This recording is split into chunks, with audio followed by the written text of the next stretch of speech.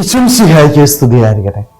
വിശുദ്ധ ലൂക്ക അറിയിച്ച സുവിശേഷം 23-ാം അധ്യായം 34-ാം വാക്യം. ഈശോ പറഞ്ഞു, പിതാവേ അവരോട് ക്ഷമിക്കണമേ, അവർ ചെയ്യുന്നതെന്തെന്ന് അവർ അറിയുന്നില്ല. മാർസ്തപ്പാനോ സഹദായിയുടെ തിരുനാളിന്റെ മംഗളങ്ങൾ ഏറെ സ്നേഹത്തോടുകൂടി ഏവർക്കും നേരുന്നു. ഈശോയ്ക്ക് വേണ്ടി സഹനങ്ങളെ ജീവിതത്തിൽ ഏറ്റെടുക്കാനായിട്ട് നമുക്കൊക്കെ ആത്മാർത്ഥമായിട്ട് ആഗ്രഹിക്കാം, പരിശ്രമിക്കാം. ഇന്നത്തെ വചനത്തില് കുരിശിൽ കിടന്നുകൊണ്ട് ഈശോ പ്രാർത്ഥിക്കുന്ന പ്രാർത്ഥനയല്ലേ, തന്നെ ക്രൂശിച്ചവർക്ക് വേണ്ടി അവൻ പ്രാർത്ഥിക്കുക. പിതാവേ അവരോട് ക്ഷമിക്കണമേ, അവർ ചെയ്യുന്നതെന്തെന്ന് അവർ അറിയുന്നില്ല.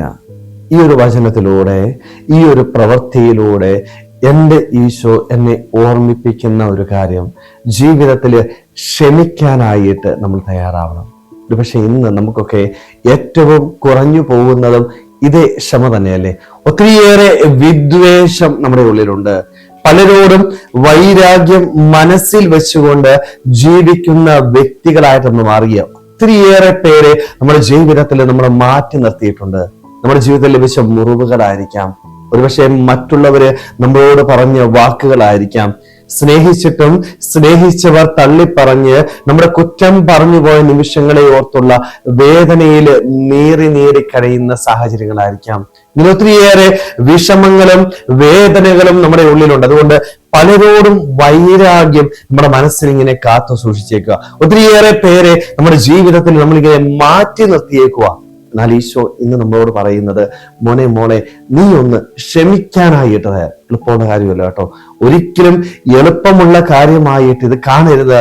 ഈശോ കുരിശിൽ കിടന്നുകൊണ്ട് പ്രാർത്ഥിച്ച ഈ പ്രാർത്ഥന എന്റെ ജീവിതത്തില് ഞാൻ നിറവേറ്റണമെങ്കിൽ ഞാനെന്ന ഭാവം പൂർണ്ണമായിട്ട് വെടിഞ്ഞ് എളിമപ്പെട്ട് എന്റെ ഈശോയെ എന്റെ ഉള്ളിൽ വഹിച്ചാൽ മാത്രമേ എനിക്ക് എന്റെ ജീവിതത്തില് ക്ഷമിക്കാനായിട്ട് തയ്യാറാകത്തുള്ളൂ. മറ്റുള്ളവരോടുള്ള വിദ്വേഷം മാറ്റിവെച്ച് എല്ലാവരെയും സ്നേഹിക്കാനായിട്ട് സാധിക്കത്തുള്ളൂ. ഒന്ന് ഓർക്കുക, സ്നേഹിച്ചാൽ മാത്രമേ നിന്റെ പ്രാർത്ഥന ദൈവത്തിന്റെ മുൻപിൽ സ്വീകരിക്കപ്പെടുകയുള്ളൂ. അതുകൊണ്ടാണ് വിശുദ്ധ കുർബാന അർപ്പിക്കുമ്പോൾ ഒന്നാമത്തെ ഗാനം തന്നെ എന്നെ അനുരഞ്ജിതരായി തീർന്നിടാം.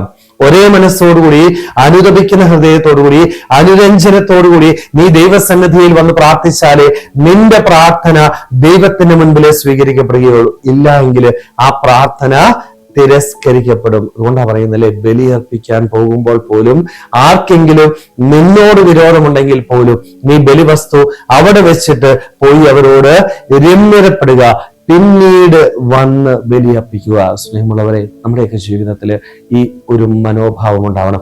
ആരോടും വിദ്വേഷം മനസ്സിൽ വെച്ച് പുലർത്താതിരിക്കാം. ആരോടെങ്കിലും ദേഷ്യമുണ്ടെങ്കിൽ അവരോട് പൂർണ്ണമായിട്ട് ക്ഷമിക്കാനായിട്ട്. പലരും പറയുന്ന ഒരു കാര്യമുണ്ട്, വെച്ചാൽ അവരെന്നോട് ക്ഷമിക്കുന്നില്ല, പിന്നെ എന്തിനാണ് ഞാൻ ക്ഷമിക്കുന്നത്? നമ്മുടെ ജീവിതത്തിൽ നമുക്ക് ആരോടും വിദ്വേഷമുണ്ട്. അവരെന്നോട് ക്ഷമിച്ചോ ഇല്ലയോ എന്നുള്ളതല്ല, അവരെന്നോട് മിണ്ടിയോ ഇല്ലയോ എന്നുള്ളത്. എൻ്റെ ജീവിതത്തിൽ എനിക്ക് ക്ഷമിക്കാനായിട്ടും എനിക്ക് അവരോട് വർത്തമാനം പറയുവാനായിട്ടും സാധിക്കണം. ഞാൻ ക്ഷമിച്ചാല് എൻ്റെ ദൈവം എന്നോട് ക്ഷമിക്കും. എൻ്റെ പ്രാർത്ഥന ദൈവത്തിന് മുൻപിൽ സ്വീകരിക്കപ്പെടും. സ്നേഹമുള്ളവരെ, അതുകൊണ്ട് ഈശോയെ പോലെ മറ്റുള്ളവരോട് ക്ഷമിക്കുവാനായിട്ട്, എല്ലാവരെയും സ്നേഹിച്ച് എല്ലാവരുമായി ഐക്യത്തിലായിരുന്നുകൊണ്ട് ഒരേ മനസ്സോടുകൂടി ഒരുമിച്ച് ദൈവരാജ്യത്തിലേക്ക് നടന്നെടുക്കുവാനായിട്ട് നമുക്ക് ഓരോരുത്തർക്കും ആത്മാർത്ഥമായിട്ട് ആഗ്രഹിക്കാൻ പരിശ്രമിക്കാൻ ദൈവം നമ്മളെല്ലാവരെയും സമൃദ്ധമായിട്ട് അനുഗ്രഹിക്കട്ടെ. ആമേൻ.